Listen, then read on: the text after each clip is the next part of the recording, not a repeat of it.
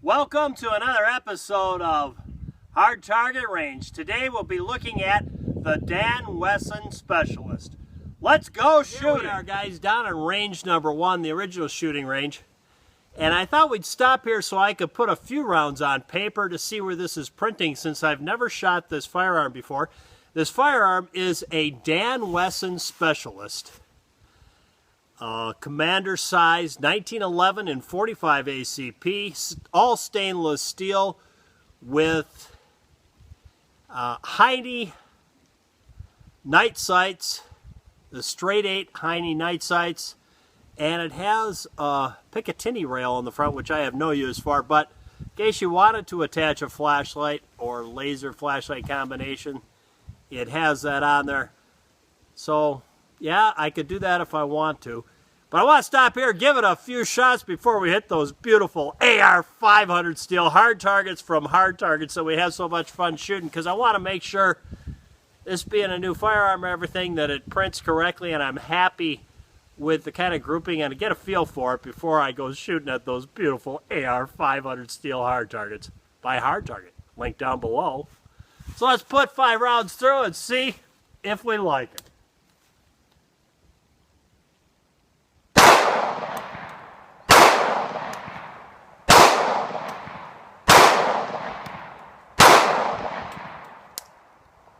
Well, let's go down and get the target. I'm 20 yards away, so yeah, my eyesight's kind of... Well, the first 5 shots at 20 yards, I guess I can live with that.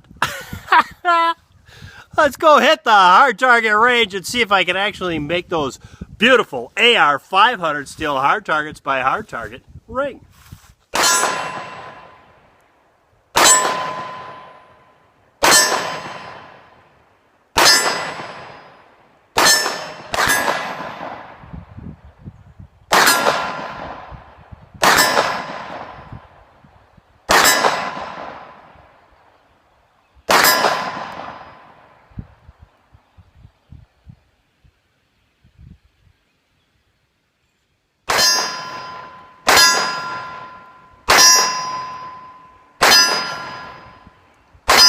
There you go, shooting the Dan Wesson Specialist, and yeah, I think I'm really going to like this gun. I wish Jack were here. He always watches the brass, and he seems to be able to pick them up so fast. I can't even find them. He'll just kick my ass if he comes back and there's brass all over the place. Dan Wesson Specialist in 45 ACP. Let's go back to the shop and talk about it. Well, here we are back in the shop. Today we're looking at the Dan Wesson Specialist. Let's just see it says the name right on the side. Dan Wesson Specialist, commander size, all stainless steel slide frame. It's got G10 grips that are kind of a nice color. They kind of look like wood from a distance. It's got the elongated combat hammer that all the 1911s have nowadays, with the exaggerated beaver tail that's recessed so that hammer fits in it when it's cocked. It's got a trigger stop. Really all the features that my SIGs have. It also has this rail on the front, which is absolutely useless to me. I know some people like to hang stuff on their guns. I don't. So to me it was, that was not a real selling feature, but manufactured by Dan Wesson, it was a selling feature. And here's the story that goes with it. This gun was used in the gun shop, and I went down there with 3 plastic guns to sell them. And 2 Glocks and a Ruger. And by the time I got there, I called first, because I'm not going to drive all the way down to the cities on a project like that unless I know something's going to come out of it, and told them what I had and asked them if they were in a buying mood, and he said, yeah, but you better get here fast, we don't have much money. They'd been taking in a lot of used guns and in trade, and so they're cash poor, basically. Well, I got down there, and a little too late, somebody walked in with some Browning superposed, and they just had to have it, and they were all cashed out. So that left me with the choice of pedaling around from store to store, or seeing if maybe I could trade the 3 and combine them into one that give me one that I could sell down the road that maybe I'd want to play with and review, and maybe even one that I could work a good enough deal that I think it might really be worth more than the ones I had. You see, the 3 I had were all One was I bought on closeout at a very good price. The other two I bought used, and I was sitting in them in a position that it gave me a little room to work. And this gun here, manufacturer's suggested retail price is somewhere around $1,800. They're selling, I checked them out, and I could get one through Gallery of Guns, through my local dealer here, up here, and it was about a little under $1,700. And they had a price tag of $1,300 on it, and he brought that down on the trade to $1,100. And so it was a little low on my 3 guns, maybe. And again, I come back to the sights on one of them that I put on. They cost $90, one of the Glocks. But for what I had in them, yeah, that's about it. Was the $90 sights was the only thing that was kind of getting to me. And I decided, oh, what the heck, why not? I'll probably end up being able to get more out of this down the road than I would. Gen 3 Glocks used right now are not hot commodities. I'm afraid. So that's what we did, and what a nice gun. I really did enjoy shooting it. Here, of course, is the first string of shots I had out of it at 20 yards, and boy, hard to complain about that. And of course, yeah, this is something I learned. For all you people that are new to the sport of shooting firearms at the range, this is something I'll pass on to you. When you go out with a gun and that's your first string, you stop.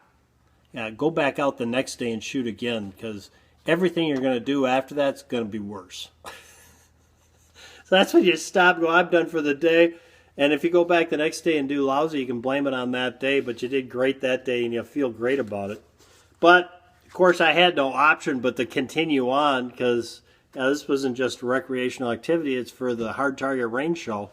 So I went out to the 100-foot mark, which is as far as that range goes, and the first shot was so bad I had to reholster and walk down to see where it was, because I couldn't see it. But it did hit the plate, but just barely on the corner.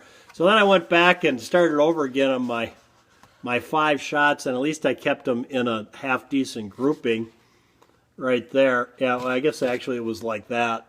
This was my first shot. I wasn't too pleased with that, so I went back and doubled down and tried to do a better job. And not the greatest. We got about well, we'll look at the furthest point from.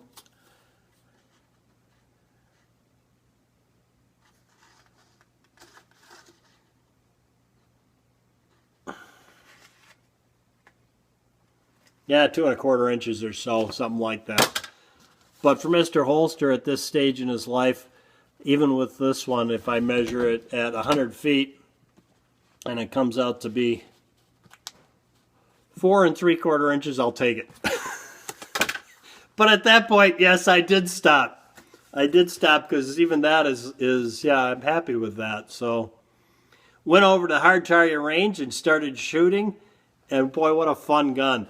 There are only 2 things that I disliked about the firearm. One would be it had a tendency now and then to kind of throw those rounds in my face, which doesn't really bother me. The other was when the magazine was fully loaded, you do really have to push it to catch it. But this, look at this, guys.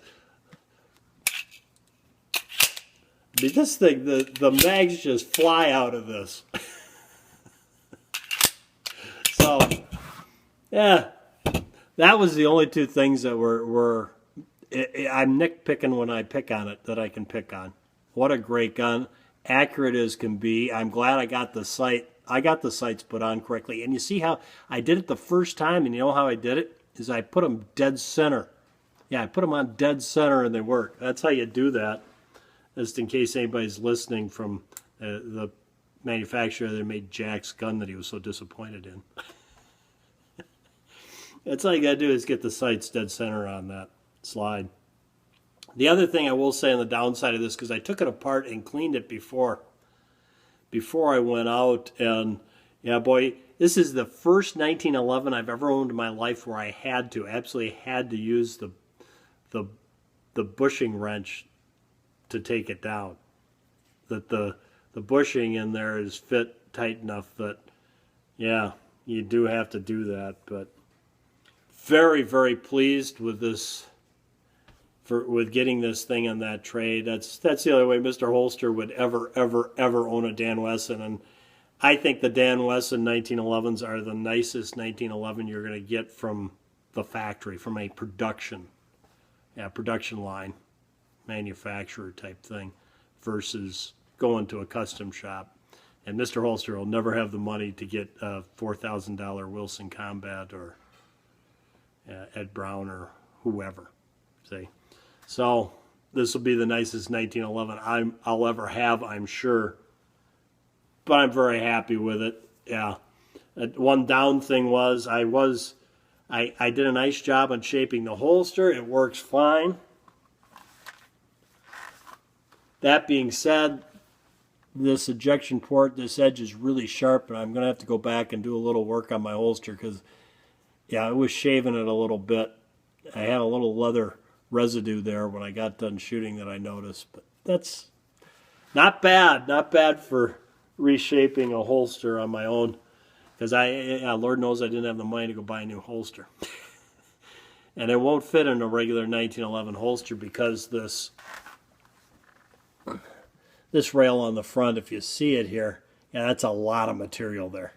That's not going to fit in the everyday 1911, which is one of the things that I was hesitant on, that it had that rail, but I'm glad I went ahead and made the deal because I really, really, really enjoy this firearm. This is right up there. Not even May. It's probably beyond. I really like my full-size SIG stainless 1911 a great deal. I do, and I've been carrying that religiously every day for quite a while now, and really like that. And I like the SIG P220, but I don't carry it because I have absolutely no holster for it, nor have I found anything other than going to a custom shop and paying them $150 to make one for it. I'm not going to find one, and yeah, it's just a little out of my reach at the moment. So it's just a range gun. I really enjoy that. It's a nicely made gun, but I think this is yet in another league than that. It's a very, very nice gun, and I really do enjoy it. So there you go. There's the gun for the day. The Dan Wesson Specialist in stainless steel. Yeah, what a fantastic, fantastic gun. Thanks for tuning in today. I'm sorry I ran a little long, but yeah. A very enjoyable day. The only thing that would have made it better is if we would have had a little more sunlight, but at least it wasn't raining for the first time. That's why I apologize for some of the footage on the HardTarget range. It wasn't very good today because the range was a little wet. It's been raining for like a week straight. So much so that I haven't had to fill up the stock tanks. It's raining more than all those animals can drink, which, let me tell you, is a lot of water. So leave you with that. One more thing before I go, I almost forgot. Gil is having a sale over at HardTarget. I'll put a link to his YouTube page. You might go check out his latest video. I'll put one up here. Yeah, that up there. Click on that. You can go to it.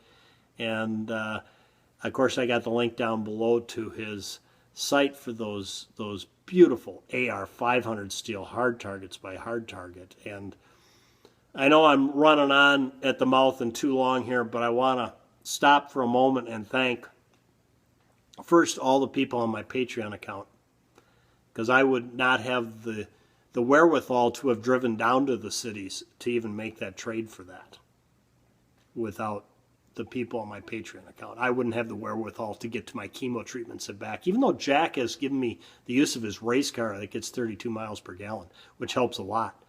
But still, it's that tight that money has enabled me to get to the hospital, because it's a long drive from here, and I got to go a lot, way more than I want to, that's for sure. And to have done that, and of course to Gil, I want to thank Gil, because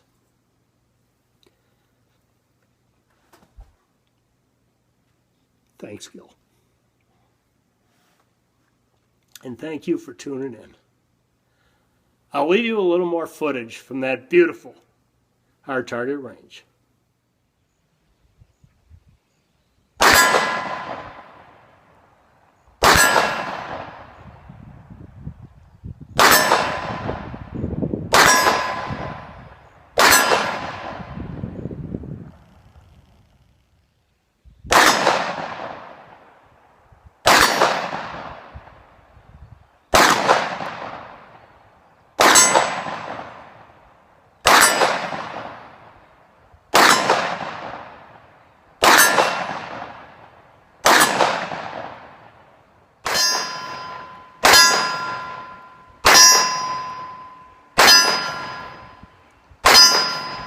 Thanks for tuning in to another episode of Hard Target Range from Mr. Holster and Jack. Go out and stay safe.